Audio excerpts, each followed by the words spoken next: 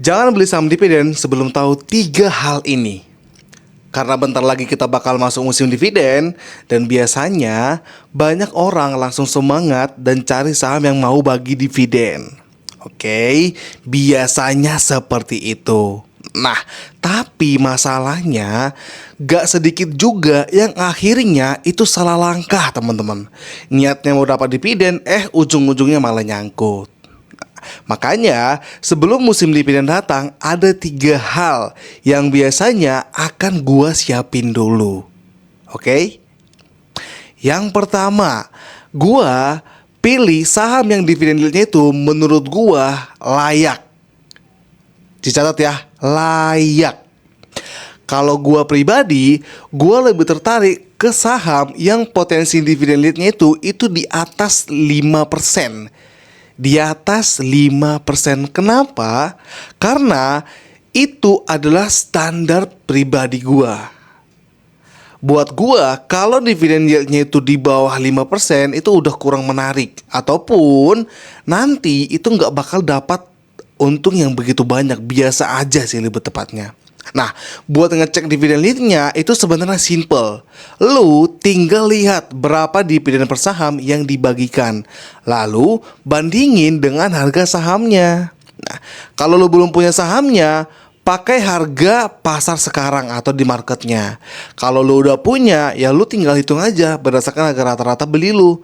Atau tinggal lu hitung aja berapa harga dividennya. Nah, contohnya, kalau misalnya dividen per saham itu Rp50 dan harga sahamnya itu Rp1000, berarti tinggal bagiin aja 50 dibagi dengan 1000. Maka hasilnya itu 5%.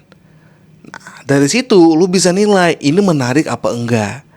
Yang kedua, kalau gue lebih suka masuk di awal, bahkan pas udah mepet di kumdetnya. Tapi sebenarnya lebih bagus kalau belinya itu sebelum kumdet, jauh sebelum kumdet. Karena saham yang dividen yield itu menarik biasanya mulai dilirik duluan sama marketnya. Artinya, sebelum kumdet datang, harga sahamnya bisa pelan-pelan naik terlebih dahulu. Biasanya seperti itu, apalagi saham-saham batu bara. Kalau lu baru masuk di waktu yang terlalu mepet, risiko dapat harga itu jauh lebih tinggi di atas harga wajarnya menurut saya. Nah, dan yang sering terjadi, habis kumdet masuk ke ex-date-nya, biasanya saham itu bisa dibanting minus karena orang-orang pada jualan. Jadi kalau lu telat masuk, biasanya bisa aja dapat dividennya. Cuman kalau sahamnya turun ya bagaimana coba? Makanya gua lebih prefer itu masuk di awal, jauh sebelum kumdetnya. Oke? Yang ketiga, kalau gua cuman mau beli saham yang habis dividen pun masih nyaman untuk gua hold.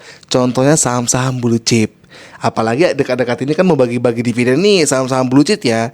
Tolong teman-teman diingat, ini sangat penting soalnya. Nah, karena kalau gua gak mau beli saham yang cuman gara-gara tergiur dividennya doang. Contohnya batu bara. Karena batu bara itu dividennya gede banget teman-teman. Potensi dibanting pas ex-date itu lebih besar. Ya, gua tetap mau saham yang secara kualitas masih bagus dan masih layak disimpan, atau lebih tepatnya ya fundamental bagus lah lebih tepatnya ya. Nah, jadi kalau setelah dividen dibagi ternyata harga sahamnya masih kuat dan bahkan gua masih untung, ya itu bagus. Ya kita hold aja. Nah, gua bisa jual dan putar lagi ke saham lain yang punya peluang dividen lebih gede lagi. Itu teman-teman. Nah, tapi kalau ternyata habis bagi dividen harga sahamnya belum gerak sesuai harapan, ya gue juga gak perlu khawatir. Yang penting sahamnya jangan turun ya. Karena dari awal saham yang gue pilih memang saham-saham yang fundamentalnya bagus dan bahkan gue hold untuk lama. Jadi intinya dari tiga persiapan ini sebelum bagi dividen itu simple. Yang pertama, pilih saham dengan dividen yieldnya yang masih menarik. Kalau bisa itu di atas 5%. Yang kedua, masuk sebelum saham itu ramai diperjualbelikan, atau masuk sebelum sahamnya terbang. Oke? Yang ketiga, pastikan sahamnya tetap enak, tetap bagus untuk di hold jangka panjang.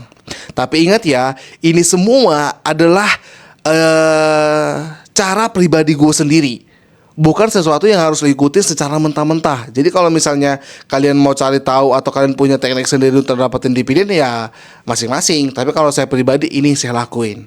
Oke, jadi pastikan strategi yang lu pakai itu memang sesuai dengan diri lu sendiri, atau misalnya lebih tepatnya ya memang ya ciri khasnya cara dapat dividen seperti ini gitu. Nah, sekarang coba komen saham dividen apa yang paling kalian tunggu, dan biasanya strategi apa yang bakal lu lakuin sebelum dapat dividennya. Oke, tulis kolom komentar ya. Bye bye.